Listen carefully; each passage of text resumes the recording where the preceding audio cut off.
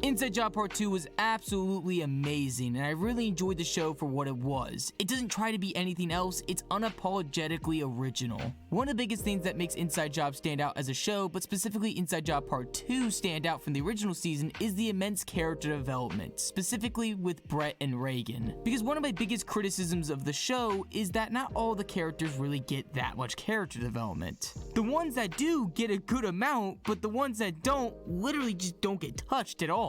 Take Gigi for example. In the first episode, we get a fraction of character development. I mean, no more than a minute tops for her. We see her get made fun of because she got rejected by the Illuminati multiple times, and from what I recall, I think this is the first time we see Gigi at a low point feeling insecure about something. Towards the end of the episode, when the Illuminati is absolutely tripping balls on laboratory acid and fall into their own insecurities, they offer Gigi a job, which she refuses. She doesn't allow her insecurities to dictate her actions to take a pretentious job with a bunch of assholes that would have treated her like shit. Instead, she finally acknowledges that she has a job and she has friends that value her much more than the Illuminati would ever would. The only issue I have with Gigi's short character development in this scene is the fact that it kind of is reverted at the end of the season, when she sees an alternate reality ruling over the Illuminati. Now, you may say she chose power in this circumstance, and that may be fair, but again, she chose a pretentious job with a bunch of assholes that don't value her and treats her like shit. And I don't mind if a character has regression in their development. Actually, that's perfectly fine, and if it's executed well, it can be very interesting. But I just feel like it was such a missed opportunity because we could have had an episode dedicated to Gigi that would have explained her actions, that would have explained this regression. But to the show writer's credit, this is much more character development than Glenn or Andre got. I was debating on whether or not I wanted to mention these two characters because they're my least favorite, and also at least Gigi, who didn't get much character development, there was something to go off of. With Glenn and Andre, they're literally one-dimensional characters. They are what you see. Glenn is a conservative veteran who's half man, half dolphin, and Andre is a guy who likes drugs. There's not much to go off of. I guess they're alright to have for certain side plots like Glenn not respecting the TSA, which is still kind of funny, but it's so hollow in comparison to certain characters like Brett or Reagan, or hell, even Mike or Gigi.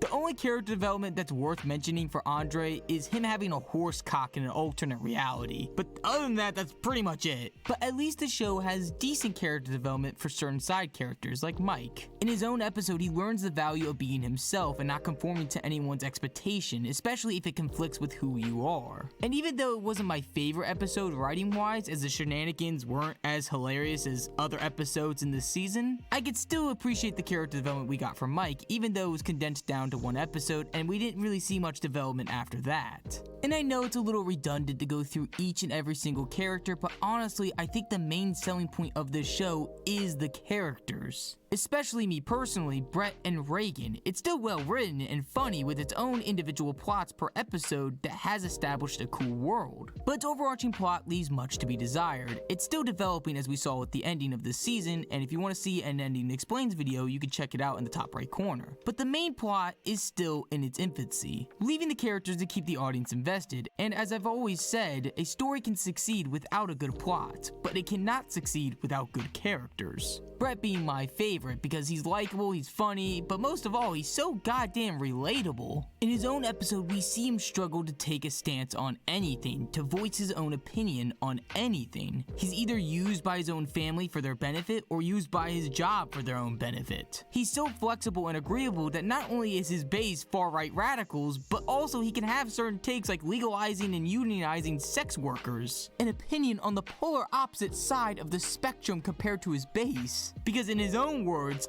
I couldn't help it, the answer seemed so obvious. Brett is hopeless. He's a spineless yes man, someone who's always seeked approval, whether that's from his family or from his workplace. And it isn't until the end of the episode that we finally see Brett stand his ground. Instead of seeking approval or conforming to anyone else's perspective of him, he finally expresses his true opinions about everyone around him, albeit through his little mini-me puppet hand, which is fucking hilarious, but still. And unlike Mike's individual episode, we see Brett's character development expand further. We see him gain more confidence in the later episodes, especially the final one when he has to take the leadership role in the absence of Reagan. Even though he probably irreparably fucked shit up since dogs have now developed thumbs, It was his choice to spare the dog in spite of everyone else's wishes. It was Brett taking his stance on it, which I don't think the old Brett would have ever done that. Another thing that I love about Brett in this season is his relationship with Reagan. They become closer and closer throughout the season, and in episode 7 when everyone leaves her, it was Brett who stood by her. In the final episode when Reagan wanted to leave permanently, it was Brett who was prepared to sacrifice his friendship for the sake of Reagan's happiness. Reagan ultimately had to make the same choice as well, which was much more heartbreaking. Reagan is probably one of the most interesting protagonists I've seen in a while. At the start of the show, she's hit rock bottom, eerily similar to how her father started in the beginning of season 1. Reagan continuously has ups and downs throughout the entire season. First with her father taking over the company, then her trying to find happiness with Ron, both exploring their insecurities and accepting each other for it, only for Ron to leave, making Reagan believe that she's been dumped by him, Reagan having to stop her father from destroying the world to save his job, only to find out that he was actually trying to save his family, having a heart-to-heart moment which ended with Rand leaving to go to prison, then finding out that Ron never wanted to dump her but actually run away with her, making Reagan decide between duty and love, power offered by the Black Robes, or happiness. Again, I go much more in depth about this in the Endings Explained video, so if you want to check that out, it's in the top right corner. But the amount of character development that Reagan goes through this season is incredible, and it all culminates in her final decision. My only criticism is I do wish the show writers included more scenes of the Black Robes throughout the season, really attempting to establish an overarching plot instead of just dumping it at the end. They could have also easily done this if they added more than just 8 episodes, if they added 10 like last season, or even a little bit more. But with all that being said, it's still a really entertaining show, and I highly recommend checking it out. Thank you for watching. If you enjoyed, consider liking, subscribing, and comment below what I should do next. I'll do movies, games, anime, shows, whatever. But again, thank you for watching.